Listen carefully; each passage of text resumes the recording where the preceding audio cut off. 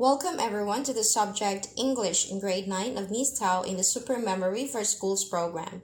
Today, we continue learning Unit 8, Celebrations, Lesson 3.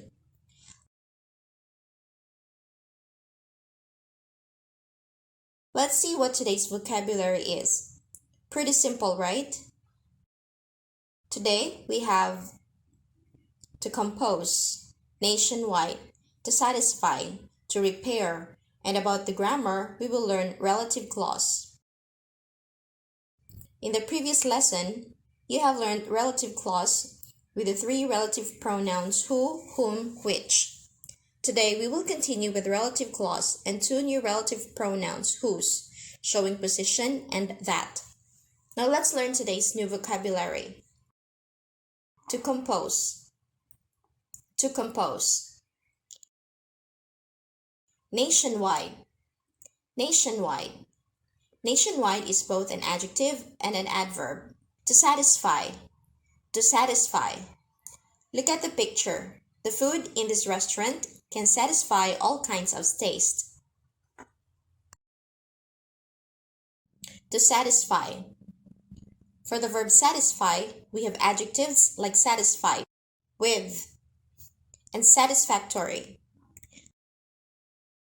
Look at the boy. He is preparing for the trip. To prepare. To prepare. Let's revise today's new words. To compose. Nationwide. To satisfy. To prepare.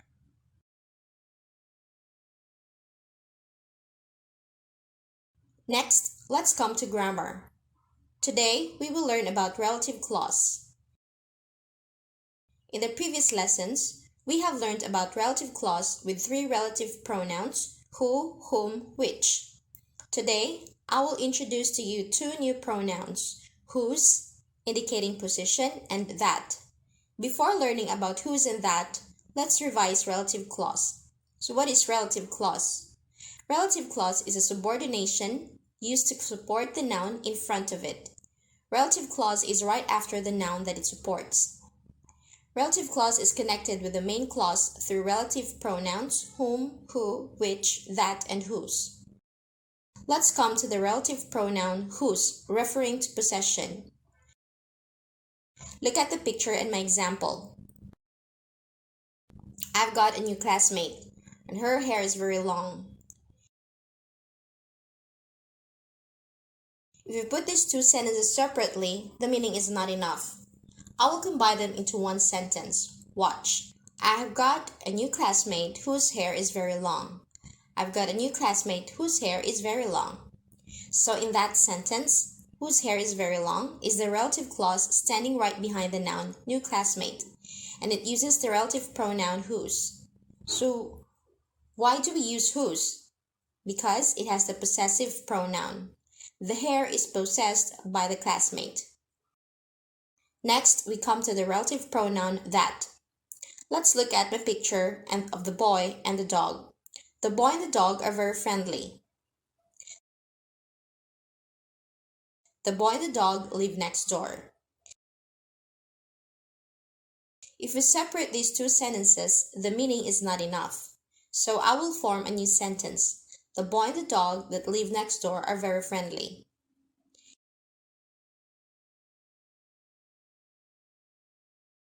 In my example, that live next door is the relative clause that stands right behind the noun and supports the boy and the dog. I use that pronoun that. Why I don't use who or which? If I use who, which refers to human only, there is the dog. If I use which refers to objects only, there's the boy. So I will use that, which refers to both human and objects. Next, that can also replace who, whom, or which. I will use the examples in the previous lessons. The man who is standing by the car is my uncle.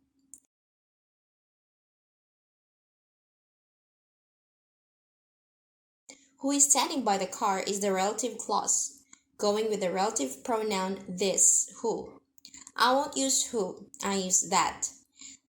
The man that is standing by the car is my uncle. Similarly, the woman whom you met yesterday is my teacher.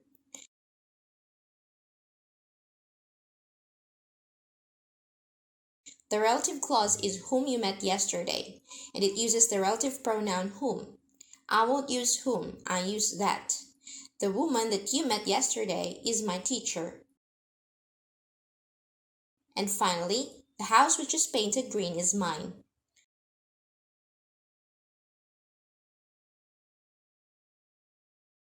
The relative clause is which is painted green and the relative pronoun which. I will replace which with that. The house that is painted green is mine. And another thing that is used after the pronouns. All, everything, something, little, few, or after superlatives. Look at my example. All that you say is certainly true.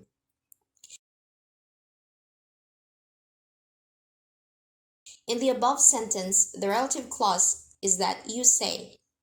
Why did we use that? Because in front of that is all.